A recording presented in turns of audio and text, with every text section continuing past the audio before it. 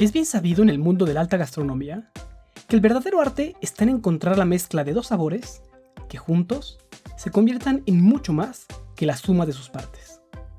Todos los chefs lo saben, y sus ejemplos típicos son la crema de cacahuate con plátano, las conchas con frijoles y las tortas de tamal. Así también, los expertos retro saben que juntar dos sustancias que te generan nostalgia puede dar como resultado una reacción incontrolable por abrir la cartera. Nintendo es la reconocida empresa de investigación líder en el estudio de cómo exprimir hasta el último centavo de sus clientes. Estas investigaciones nos han traído joyas como el Mario y Zelda Game & Watch, el NES y SNES Classic Edition y más recientemente el Switch Online Expansion Pack. Pero cuando creíamos que Nintendo estaba al borde del precipicio, han dado un paso adelante. Años de experimentación y muchas horas de lectura en Reddit le han dado una nueva idea: salir de su lugar de confort y mezclar sustancias completamente diferentes. El día de hoy tenemos su primer resultado de esta nueva estrategia: el Nintendo Entertainment System hecho de Lego, también conocido por sus siglas LNES o el NES. Una consola con lo más nuevo de la tecnología de construcción con cuadritos. Veamos cómo le va en nuestro completo set de pruebas técnicas. Bienvenidos de nuevo, yo soy Claudio y esto es De Cero a Tech.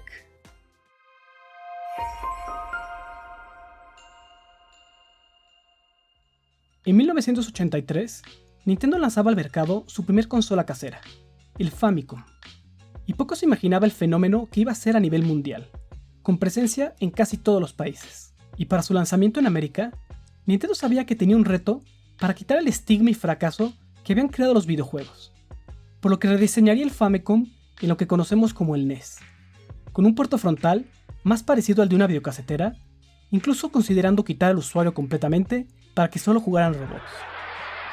Y aunque algunos de nosotros no somos robots, este es el Nintendo que la mayoría conocimos y que jugamos cuando éramos chiquitos, con cartuchos mucho más grandes de lo que era necesario, y con un personaje que era capaz de competirle a Mr. Peabody en popularidad. Para muchos, su consola favorita, por lo menos hasta que salió la versión Super. Y cómo olvidar cómo nos quemamos los ojos a 1 metro de la tele, con Mario, el guarura de Zelda, Metroid, Stallone y Schwarzenegger, y las tortugas favoritas de todos. Un ejercicio de descubrimiento desde sacarlo de su caja, conectarlo a su tele y empezar a jugar. Y Lego nos trae este kit para festejar el legado. O deberíamos decir legoado, que con su ingenio y precisión logra encapsular toda esta experiencia en sus queridos bloques. Y qué mejor si de chiquito jugaste con uno y no con el otro, sino todo lo contrario. Y no es un set chiquito. Armarlo me tomó más o menos 8 horas, y más hojas de las que he leído desde que empezó la pandemia, aunque, eso sí, con más imágenes que letras. Está dividido en 2 módulos, y es curioso porque de todos los bloques incluidos, el 50% son exactamente la mitad. Explicarte cómo se arma no tiene mucho sentido, porque te cebaría el final de los libros, pero aquí hay un pequeño time-lapse del armado. El éxito del NES se basó en saber aprovechar al máximo la tecnología digital más accesible del momento, y este Lego repite la misma filosofía utilizando lo más moderno de la tecnología, pero que se puede hacer con Legos, y en serio es revolucionario. Primero veamos la tecnología implementada en la tele o pantalla. Siguiendo con las tendencias actuales de ahorro de energía, Lego decidió no utilizar electricidad. En vez, utiliza un sistema de alimentación inventado en 2019, llamado Cinética o Verdaderamente Idónea, o por sus siglas en inglés, COVID-19. Al ser una pantalla moderna, utiliza la tecnología Always On, vista ya en algunos teléfonos, en la que no importa el estado de la tele, siempre podemos ver una imagen en la pantalla, siempre y cuando la estemos viendo. Sin embargo, Lego se tuvo que limitar en ciertos aspectos para crear una solución sin ser excesivamente cara, por lo que tiene una resolución de solo 16 por 14 cuadritos. Recuerda que no son píxeles porque es analógico como en un CRT. Esta resolución es más que suficiente, principalmente porque replica casi a la perfección el aspecto 4:3, y más si le suma su capacidad de generar tantos FPS que no hay equipo para medirlo. Esto porque utiliza la tecnología más moderna shakespeariana TVON-TV, por sus siglas en inglés TV or Not to Be, que en español se traduce a Te vi o no te vi. También, debido a la transformación de la televisión analógica a la digital, no podemos ver ningún otro canal, aunque sí tiene la palanca para cambiarlo. Esto es un legado de los primeros prototipos, pero se rumora que lo dejaron para vender posteriormente un expansion pack que solo te dejará ver novelas de Nintendo como Rosa Peach y sus 7 Toads. Los controles de volumen, brillo y contraste son muy suaves. Hasta jurarías que no están girando. Lo que es muy discutible es su efecto. Los cambios en la imagen son casi imperceptibles. Seguramente una decisión de diseño, para que no podamos cambiar la paleta de colores con mods. La conexión entre la consola y la televisión es 100% inalámbrica. Te la enseñaría, pero no se puede ver porque no hay cables. Lo que sí es que respeta al 100% el rango de colores RGBCDFGHIJK y tiene un rango de distancia ilimitado. Mientras tengas línea de vista, podrás ver la imagen.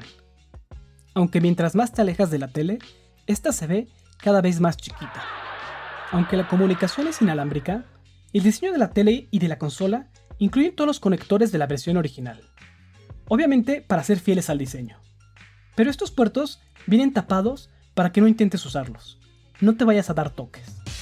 Al igual que en el NES original, donde la velocidad estaba controlada por la frecuencia de la infraestructura eléctrica, o, con su apodo favorito, la corriente, al no usar luz, este NES está amarrado a la velocidad del sistema cinético verdaderamente idóneo.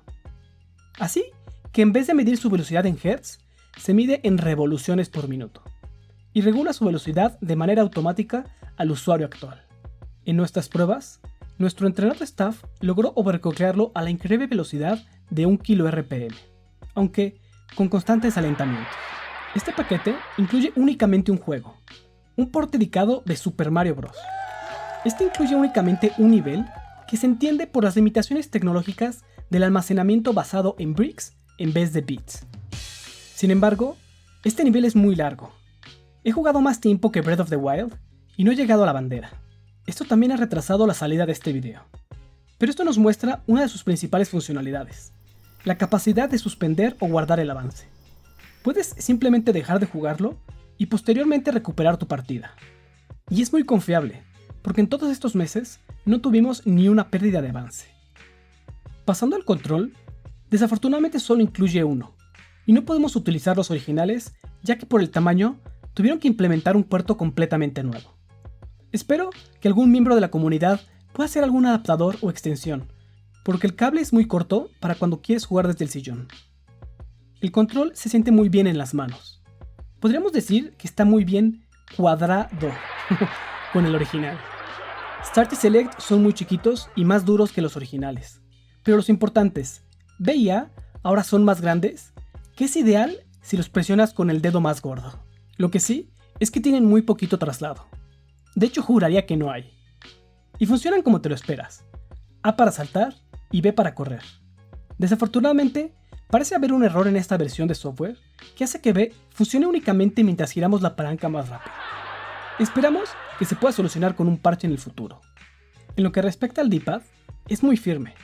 Y por más que intenté, es imposible presionar direcciones accidentalmente. O incluso intencionalmente. Lástima que no tenemos Street Fighter ni Contra para probar. Esperemos que salgan pronto. Y la verdad es que no parece ser la versión más difícil de Mario, porque, aunque el control presenta muchísima latencia y es muy variable, al nivel de que casi nunca te sientes en completo control de Mario, la verdad es que nuestras miles de horas de juego, y por más que lo intentamos, nunca perdimos. Y no es que crea que soy el mejor o el segundo mejor jugador de Mario, tal vez el tercero. Más bien, es que en la típica moda Nintendo de hacer sus juegos más accesibles, implementaron el Assist Mode, que ni te pregunta para activarlo. Y por mucho que presioné Select para irme al menú y tratar de quitarlo, nunca funcionó. Dentro de todo, el único botón que nos funcionó siempre a la perfección fue el de Start.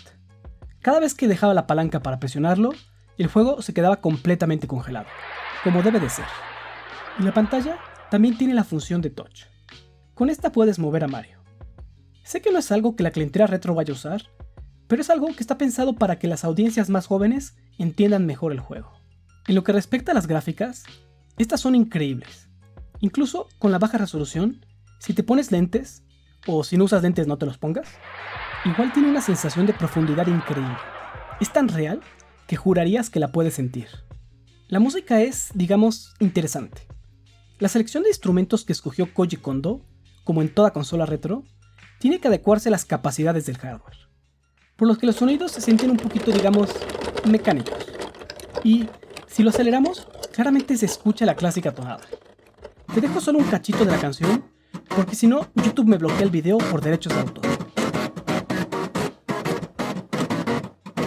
Lo que sí, es que hubiera sido mejor que el volumen no estuviera ligado a la velocidad a la que giras la palanca. Porque no tiene sentido entonces poner un control de volumen al frente. Muy rara decisión. Y por mucho que busqué, nunca encontré la función de silencio. Ahora bien, mientras juegas, siempre tienes que estar dando la vuelta a la palanca. Solo que tienes que encontrar el equilibrio entre la palanca y el control. De hecho, después de muchas horas, me acostumbré a jugar con una sola mano, y ahora es mi estilo preferido. Como la versión original, existe un seguro que no te permite regresar en el nivel. Esto no solo para ser más fiel al juego original, pero además evita que hagas trampa. Solo esperemos a que llegue el Game Genie para solucionarlo. La verdad es que sí hay un nivel adicional en el juego. Esto lo descubrimos después de un análisis forénsico de todos los bricks del juego. Aunque no encontramos la secuencia de controles para ponerlo en pantalla, te damos el truco para que por lo menos lo puedas ver.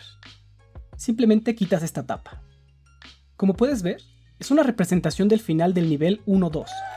No sabemos si estos bricks los dejaron por prisa de sacar el juego, o realmente es un nivel escondido. En lo que respecta a la durabilidad, finalmente Nintendo siempre ha estado orientado en los retoños, o digamos, los menos cuidadosos de la casa.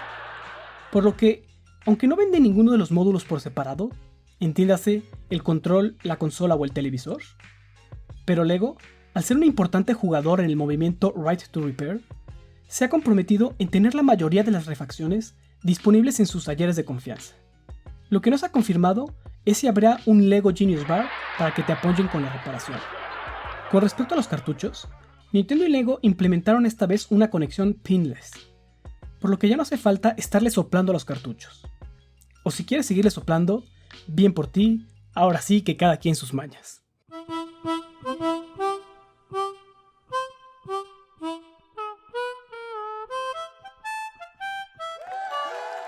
La verdad es que esta cooperación entre Nintendo y Lego nos trajo un excelente producto. Sin embargo, las condiciones del mercado son complicadas. Igual que con el PlayStation 5 y la Xbox X Series X by Xbox, con el desabasto mundial de circuitos integrados, es difícil conseguirlas a precios normales. Y si a esto le sumas que hay fuertes rumores de que RetroArch pronto tendrá un core para esta consola, hace la situación complicada para que esta sustituya al exitoso Switch. Pero igual que pasó con el Virtual Boy, el Sega Saturn y el Dreamcast, aprovecha porque pronto serán objetos codiciados por los coleccionistas retro. Ahora, como buenos troles del internet, siempre hay que buscarle una mosca en la sopa a Nintendo. Y en este caso, no es el hecho de que no hayan incluido más RAM, o de hecho ningún RAM. Yo creo que al igual que en el Switch, lo que falta es un cable HDMI con 4K, por si quieres jugarlo en una pantalla más grande, porque al forzarte a usar su tele, básicamente te mantienen en su mercado cautivo. Pero bueno, finalmente a esto se dedica Nintendo. Y con Nintendo siempre usando la tecnología de punta, el kit implementa un nuevo esquema de NFTs, donde tu illness es único e imposible de copiar. Y ahí lo tienes para demostrarle a los otros que no es el mismo. Solo cuidado, no te vayan a hackear para robarte. Espero que te haya gustado el video, y no olvides darle like y suscribirte. Le quise dar un giro más cómico y sarcástico porque ya tenía el Lego y quería armarlo y aprovechar para hacer un video. Y si te gusta el diseño retro, está increíble y la verdad es un excelente adorno. Recuerda, juegos retro, tecnología moderna, de cero a tech.